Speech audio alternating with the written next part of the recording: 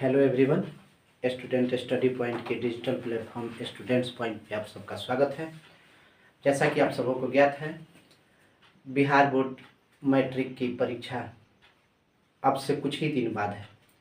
सभी तैयारियां, सभी सिलेबस की कहानी कंप्लीट है। तो आज हम लोग उसी क्वेश्चन पे चर्चा करेंगे जो आपके परीक्षा के लिए मोस्ट हो, इम्पोर्टेंट हो। तो इसमें वही प्रश्न बताए जाएंगे जो परीक्षा में आने की 101% गारंटी हो। आइए आज का क्वेश्चन, छोटा सा क्वेश्चन, सब्जेक्टिव क्वेश्चन एक। कहा है क्वेश्चन 1 में कि अभाज्य गुणनखंड विधि द्वारा 26 और 91 का मस तथा लस यानी महत्तम समअपवर्तक तथा लघुत्तम समअपवर्त ज्ञात करें। कैसे सॉल्व कीजिएगा? हम लोग लिखेंगे सॉल्व। बहुत सारे विद्यार्थी सॉल्यूशन लिखते हैं, कोई बात नहीं, हिंदी में हल लिखना हो लिख लीजिएगा। दिया है 26, 19, इसका अभाज्य गुणनखंड ज्ञात कीजिए। अभाज्य गुणनखंड तब तक ज्ञात करते हैं जब तक नीचे वाली संख्या एक ना आ जाए।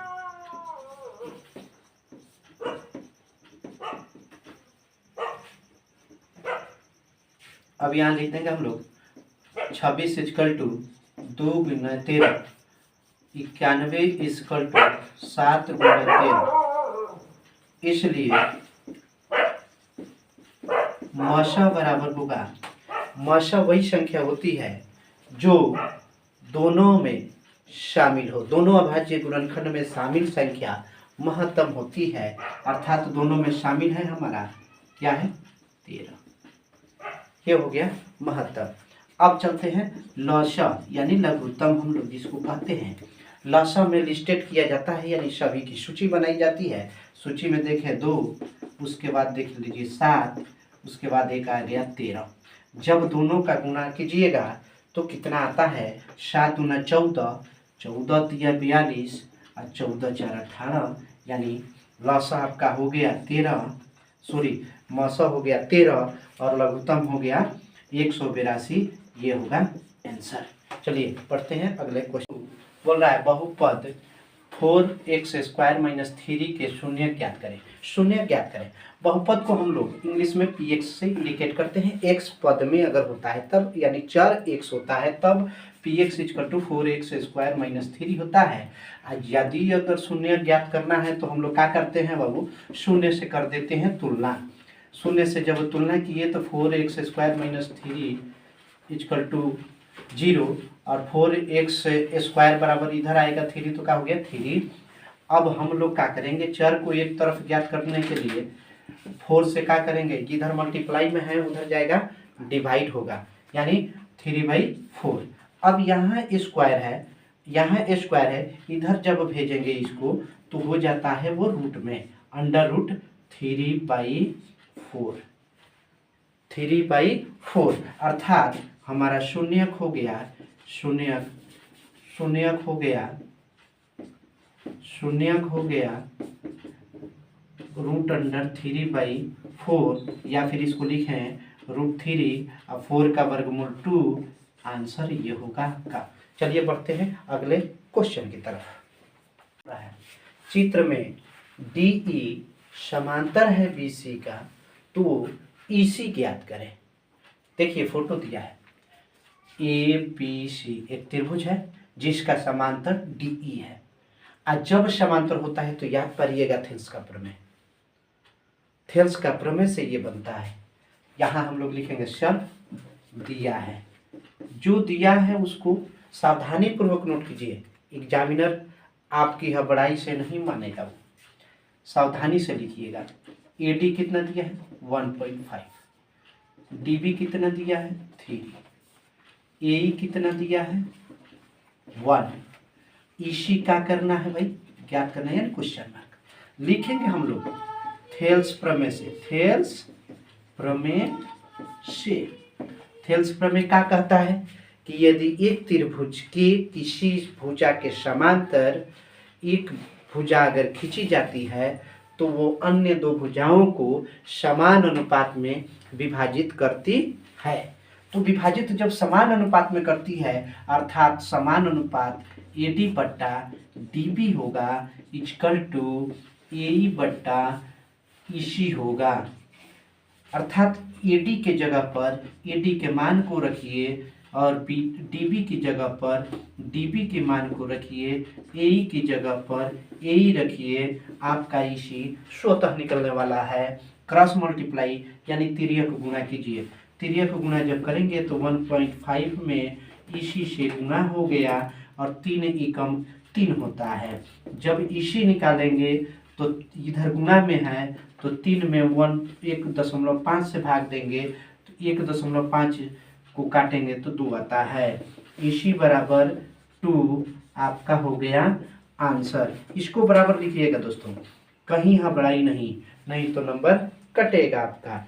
ये सभी क्वेश्चन वही है जो अब की बार आएंगे क्वेश्चन की तरफ। अगला क्वेश्चन 4, एक समबाहु त्रिभुज ABC की भुजा 2a है तो उसका शीर्षलंब ज्ञात करें। यानी समबाहु त्रिभुज मीन्स होता है तीनों भुजा बराबर। एक समबाहु त्रिभुज हम बना दिए। समबाहु त्रिभुज का नाम रखेंगे AB और C। ये है ABC और समबाहु का मतलब है कि AB बराबर होगा BC का और BC बराबर होगा CA का, यानी तीनों भुजाएं बराबर होंगी। तो बोला है कि इसका शीर्ष लंब ज्ञात करें, अर्थात यहाँ से हम शीर्ष खींचेंगे, नामकरण कर दिए शीर्ष लंब का AD। शीर्ष लंब का नामकरण कर दिए AD। लिखेंगे क्या चीज दिया है, ध्यान से देखिएगा, वीडियो रोक लीजिएगा, भागे नहीं। दिया है समबाहु त्रिभुज की भुजा। क्या दिया है? समबाहु त्रिभुज की भुजा। कोई एक भुजा ले लीजिए। आप AB ले सकते हैं, AC ले सकते हैं, BC ले सकते हैं, तीनों का माप बराबर है। तो हम ले लेते हैं AB। हम लोगों का पहले यही ध्यान में आता है AB। क्या दिया है? 2a दिया है। क्या दिया है? 2a दिया है। अब यहाँ ध्यान रखिएगा, जब AB दे दिया 2a तो BC भी हो गया क्या चीज? 2a। BC भी हो गया 2a। और ये ध्यान में रखिएगा, जब BC 2a हो गया तो ये शीर्ष लंब है। इसका मतलब कि BC को AD क्या किया? समद्विभाजित किया है। यानी क्या किया है? समद्विभाजित किया है। हम लिख सकते हैं यहाँ कि चूंकि AD भुजा BC को समद्विभाजित करेगी, क्योंकि सभी भुजाएं बराबर है और लंब डाला गया है। शीर्ष लंब तभी होगा तो ये लंब डाला गया। इसका मतलब है कि BD हो गया क्या चीज? A और DC भी हो गया A। तभी तो जोड़ोगे A और A तो हो जाएगा BC बराबर 2A। ये होगा तो BD बराबर A, DC बराबर भी हो गया A, तभी जाकर के A और A 2A होता है। यानी कि जो भुजा दिया है वो मान बराबर हुआ। अब हमें ज्ञात करना क्या है भाई? ये ज्ञात करना है AD शीर्ष लंब है। शीर्ष लंब है अर्थात यहाँ बनता है कितना डिग्री का कोण? 90 डिग्री का कोण बनता है। 90 डिग्री का जब कोण बनेगा तो इसके सामने वाले को क्या कहते हैं बाबू? कर्ण कहते हैं। कर्ण कहते हैं और इसको कहते हैं आधार और इसको कहते हैं क्या चीज? लंब। लंब कहते हैं, यानी लंब। इसलिए हम लिख देते हैं, क्वेश्चन के अनुसार लिखेंगे शीर्ष लंब। शीर्ष लंब क्या है? AD इक्वल टू क्या होगा? तो कर्ण का वर्ग, कर्ण स्क्वायर, कर्ण की जगह पे लिख दो direct, AB square minus BD square. ये होता है कर्ण का वर्ग माइनस आधार का वर्ग होता है। अब आप AB की वैल्यू को रख दो। AB की वैल्यू क्या है? 2A। इसकी स्क्वायर करो और इसको कर दो A का स्क्वायर। 2A का स्क्वायर मतलब क्या होता है? 4A स्क्वायर और माइनस A स्क्वायर। कितना आने वाला है? 4A स्क्वायर में से आप ए स्क्वायर यानी यहाँ कुछ नहीं होगा तो एक है यानी एक ए स्क्वायर घटा दीजिए तो कितना बचेगा, 4 गो ए स्क्वायर में से 3 गो ए स्क्वायर, 3 ए स्क्वायर बच गया। अब ए पर अगर पावर है तो हम क्या करेंगे भाई, ए के माथे से रूट को हटा देते हैं, लेकिन बेचारे ये 3 बंधे रह गए, 3a, ये क्या है ad, या क्या ज्ञात करना था, शीर्ष लंब। दिक्कत नहीं है, ये होगा आपका आंसर। इस क्वेश्चन को रट के जाना आपकी, नहीं तो नंबर घट के आएगा। बढ़ते हैं अगले प्रश्न की तरफ। कह रहा है एक बिंदु Q से एक वृत्त पर स्पर्श रेखा की लंबाई 24 सेंटीमीटर तथा Q से केंद्र की दूरी 25 सेंटीमीटर है, तो वृत्त की त्रिज्या ज्ञात करें। देखो दोस्तों, पहले बनेगा प्रश्न, ये छोटा सा वृत्त बनाए, इसका केंद्र O है, कहा है एक बिंदु Q ले लिए, यहाँ बिंदु इसका ये रहा, कहा है स्पर्श रेखा की लंबाई, यहां से ये रेखा स्पर्श करके गई Q के पास, और केंद्र से इसकी दूरी ये रही। अब ये हो गया 24, ये दिया है 25, और ये है यहाँ स्पर्श बिंदु ले लेते हैं हम, केंद्र हो गया O, इसको ले लीजिए E। अर्थात देखिए Q से स्पर्श बिंदु A से दूरी 24 और केंद्र से Q की दूरी 25 दिया है। हमें ज्ञात क्या करना होगा तब, OA अर्थात वृत्त की त्रिज्या। तो वृत्त की त्रिज्या ज्ञात करेंगे। देखिए भाई दिया है, लिख दीजिए कि भैया दिए हैं, आप क्या दिए हैं ये, तो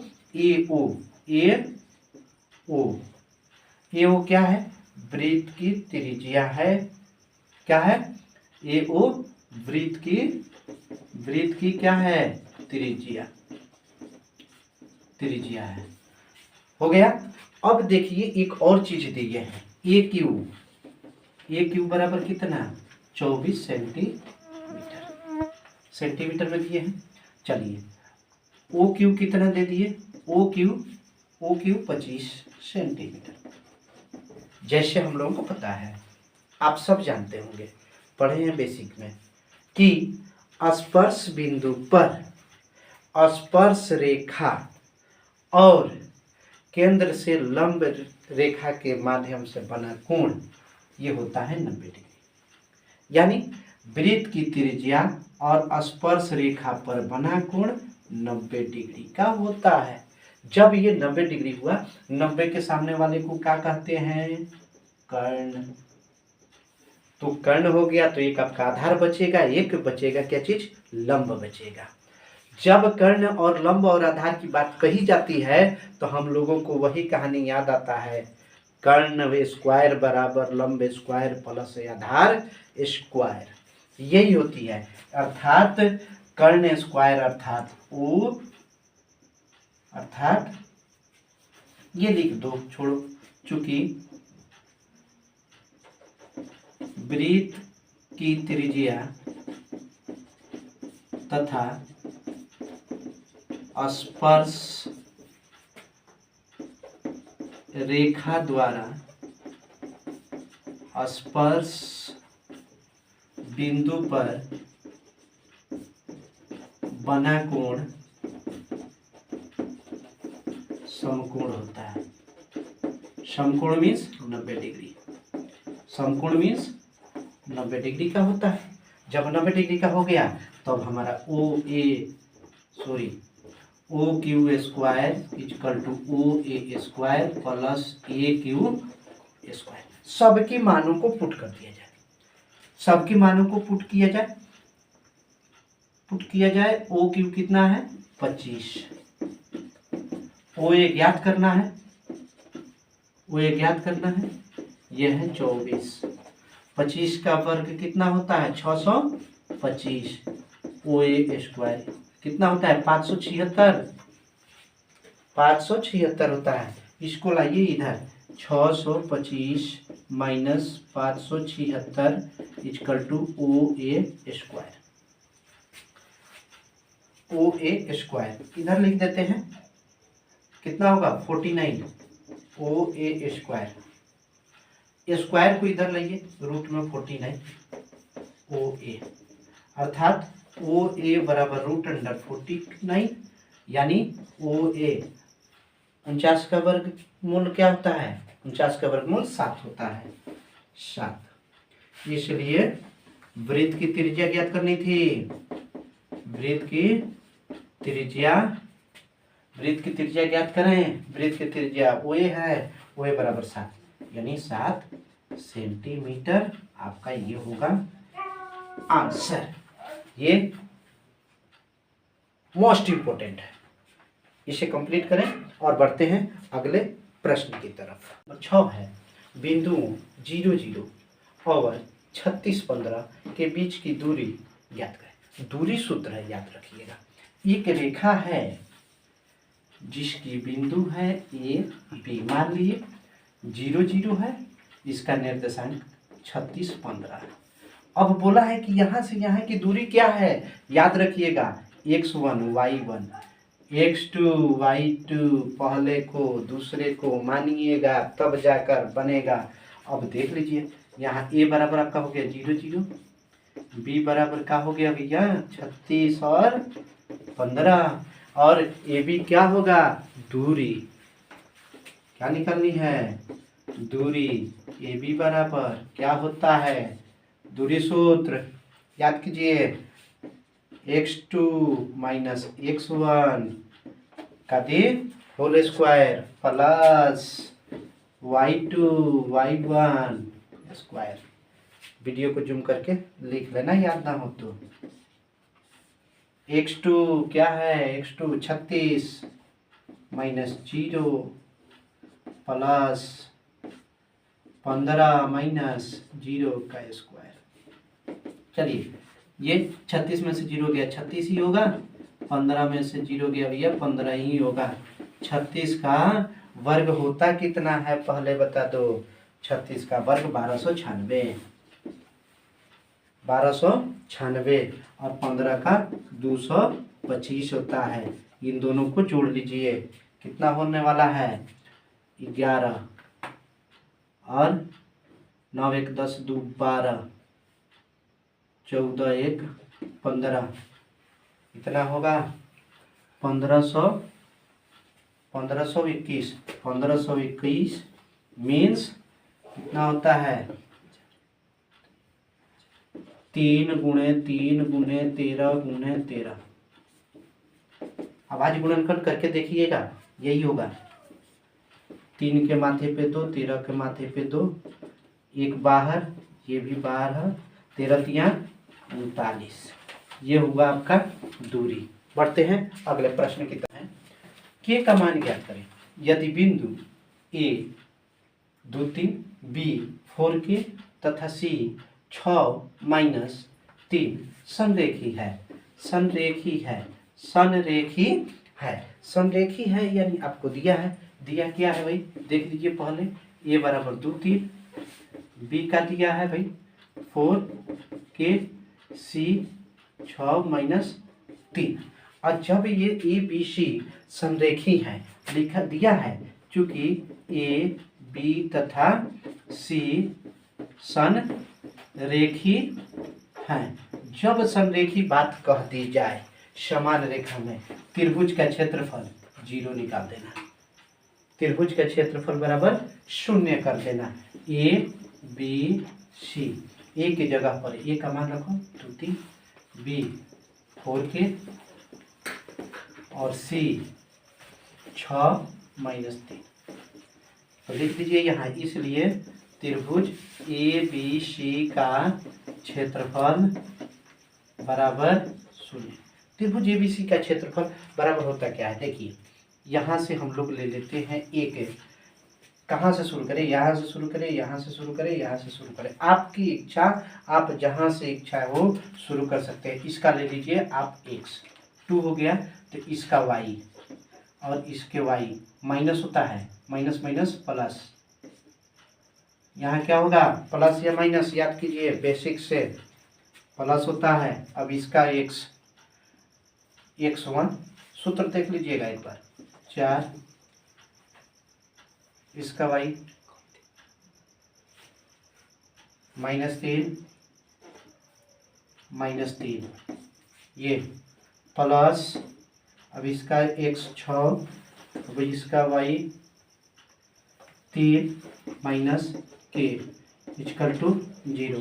हल कीजिए, 2 में k से 2k प्लस 2 तिया 6 प्लस माइनस 4 तिया 12 प्लस माइनस 4 तिया 12 प्लस 6 तिया 18 माइनस 6 k इक्वल टू 0।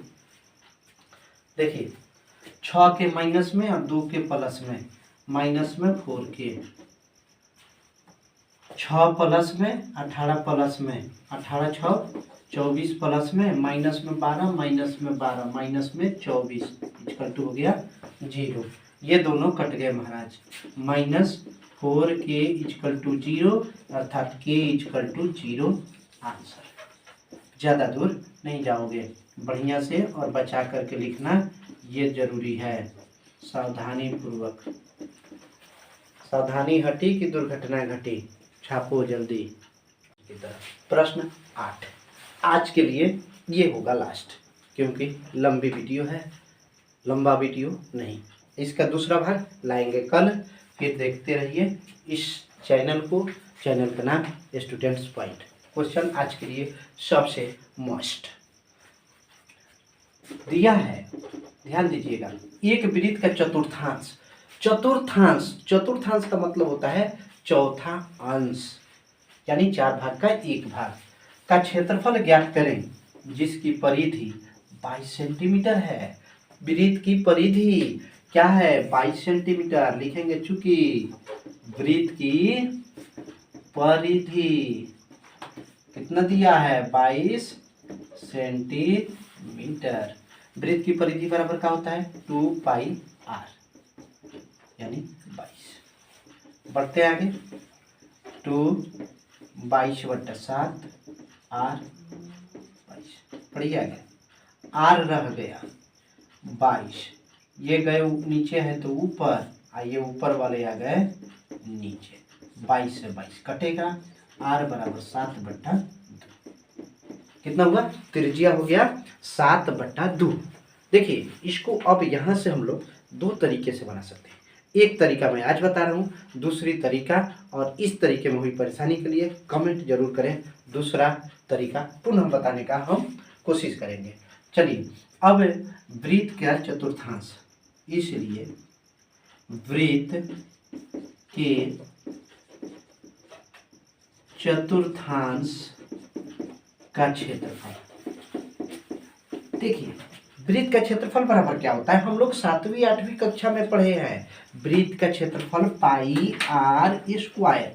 चतुर्थांश यानी चौथा अंश, चौथा अंश मतलब 1/4 गुना। ये सबसे सरल तरीका बता रहा हूं मैं। आपके क्वेश्चन आपके बुक के अकॉर्डिंग तो होता है भैया θ/360 πr²। थीटा की जगह पर चौथा अंश रखिएगा। बोले ना, कमेंट करना दूसरी विधि के लिए। 1/4, पाई का मान 22/7, आर अभी आपका कितना आया? 7/2, रख दीजिए 7/2, 2 बार है 7/2। ठीक है, काटते हैं। 7 से 7 कट गया, 11 दूना 22, बचा कितना? 11 सत्ते 77/4 दूना 8। ये हुआ आपका सेंटीमीटर स्क्वायर।